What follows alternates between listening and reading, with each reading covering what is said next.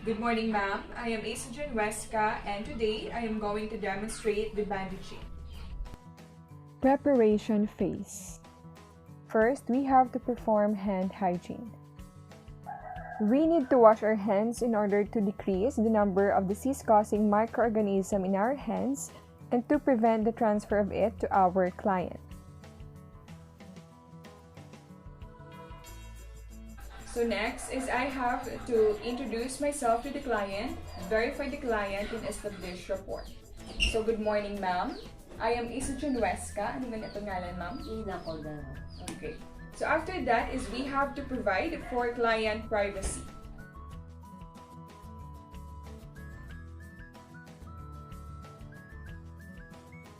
Then after that is I have to explain the procedure to my client. So ma'am, ang ubahon natin subong ma'am is butangan ta ma'am ka bandage ang imo nga kamot ma'am para ang ma-support ang imo nga na-fracture nga bone kag para ma-immobilize para hindi siya maghulag-hulag. So after that is we have to obtain the consent from the client. So okay kita ma'am? Okay. Then after that is we have to prepare our equipment needed. So I will be using the bandage in a size of 3 inches. And also, the size of the bandage vary depending sa site na aton applyan. Then after that is we have to inspect the bandage if it is capable or pwede siya for bandaging, and we will see if the bandage has any damage or may rough edges. Then after that is we have to obtain the pertinent or important information from the client. So in that we will be reviewing the doctor's order if ano ang klase ka bandage ang gamiton, ang site kung di na-applyan, the frequency kung sano ang islan ang bandage, and ang response sa my treatment. Then after that is we have to ask the client to void para kung mag-start kita kaaton nga bandaging hindi na mag-intervene. And after that is we have to position the client properly. So since si ma'am is ang iya nga ang kamot niya is fracture, so we have to place ang arm ni ma'am sa may table para makarest since ang bandaging may take quite long para hindi siya mangalay and hindi masakit.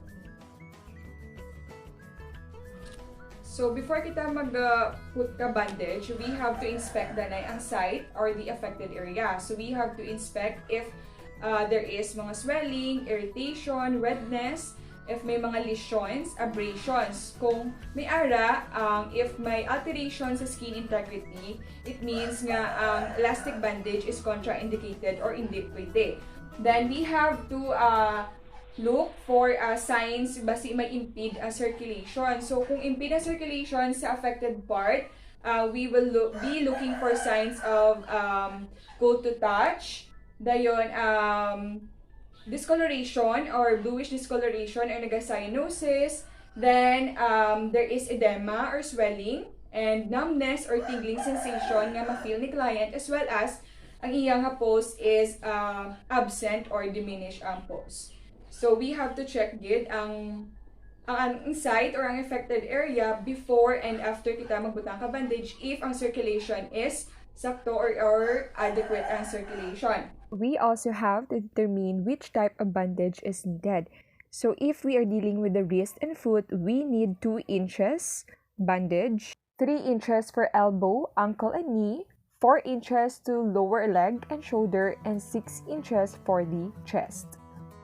Then after that is we have to position the client properly. So as I have said, i-rest ang affected area ni client sa may table and para hindi to prevent musculoskeletal deformity. So kung mag-bandage kita, we have always to start with 2 circular turns and end with 2 circular turns.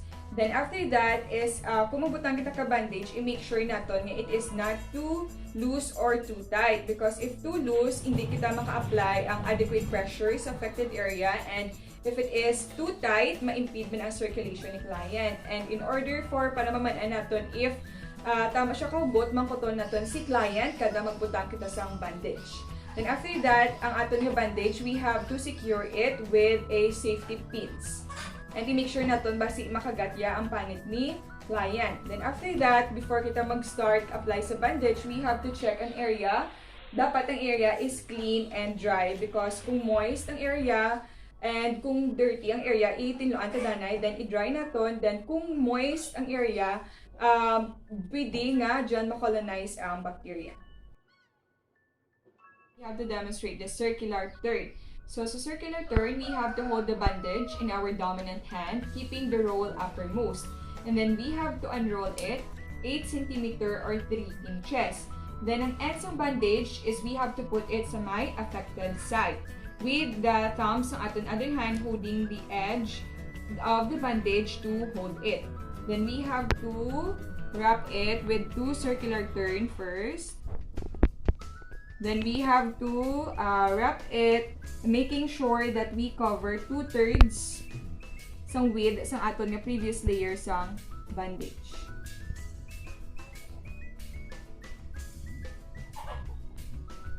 So, ma'am, hugot siya, ma'am. Okay lang. So, we have to anchor the bandage to support the affected area by wrapping it for several times. Then we have to end with 2 circular turns. And i-secure natin siya with a metal clip.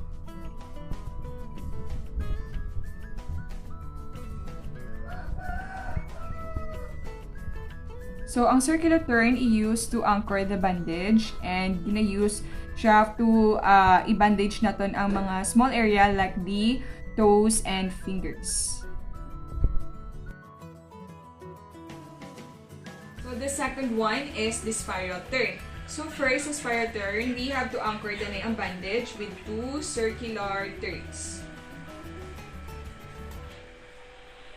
Then, after that is we have to elevate or i-wrap natin ang spiral turn at 30-degree angle. And we have to make sure nga gina-cover natin ang 2/3 sang width sa aton nga previous layer sang bandage. So, hugot siya, ma'am, or sakto lang?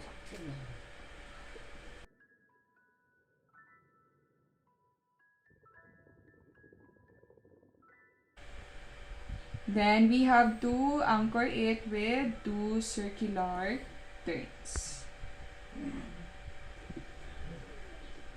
And, butangan natin sang metal clip or safety pins.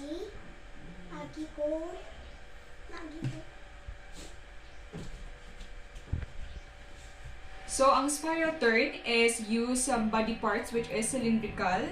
Ang example ya is sa my wrist and sa my forearm. So, the third type of bandaging is we have the spiral reverse. So, in spiral reverse, we have to anchor first with 2 circular turns.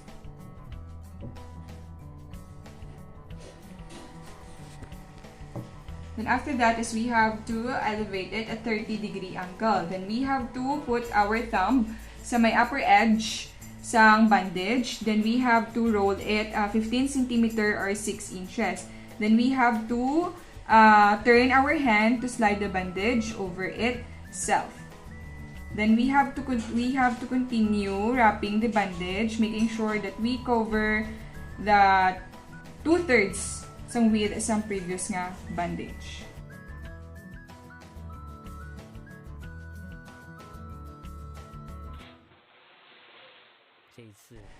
Then, we have to turn the bandage on the same position kung diin kita nag-turn sa una para ang mga turns sang bandage is ma-align.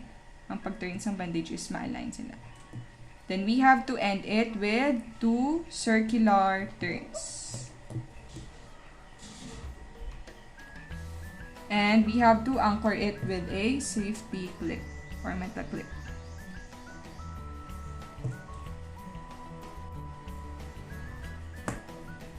So, spiral reverse turn is ginabandage sa mga Cone-shaped body parts like sa forearm, sa thigh, and sa cuff. So the next one will be the recurrent turns. So I will be demonstrating recurrent turns on a stump or again amputate. So first is we have to start with 2 circular turns.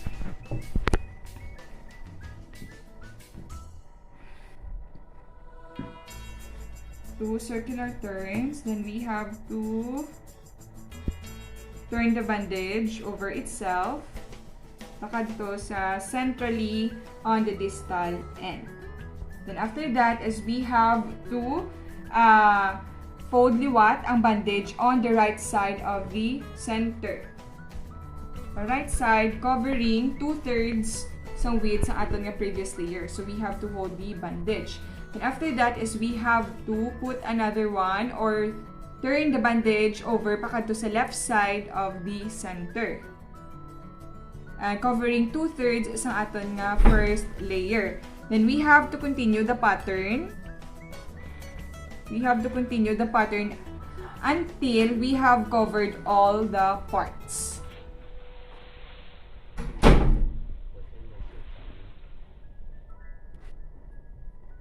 Then we have to wrap it with 2 circular turns.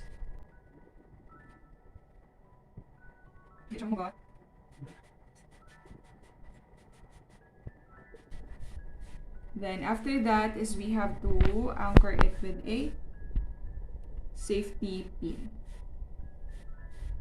or a metal clip.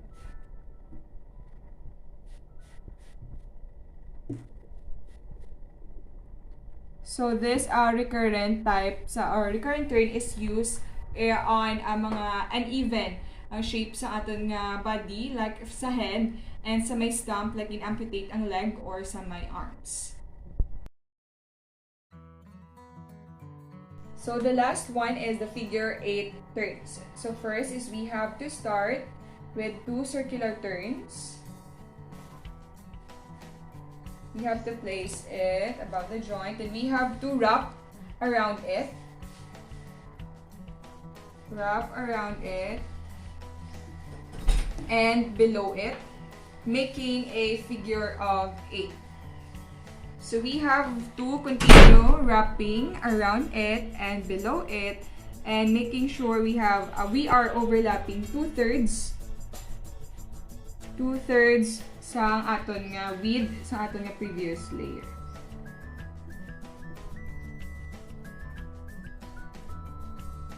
Hugot siya, ma'am? Okay lang.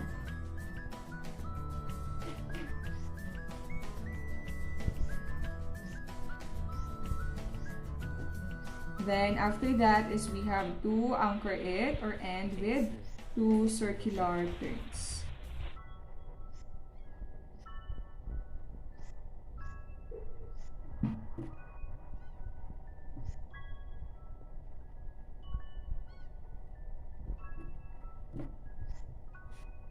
Then anchor natin with a safety pin.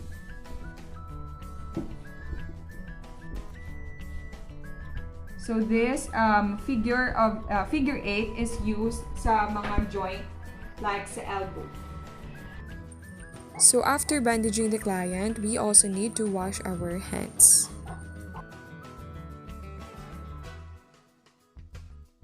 Also, we need to evaluate the distal circulation twice every 8 hours to assess if there are any signs of impeded circulation.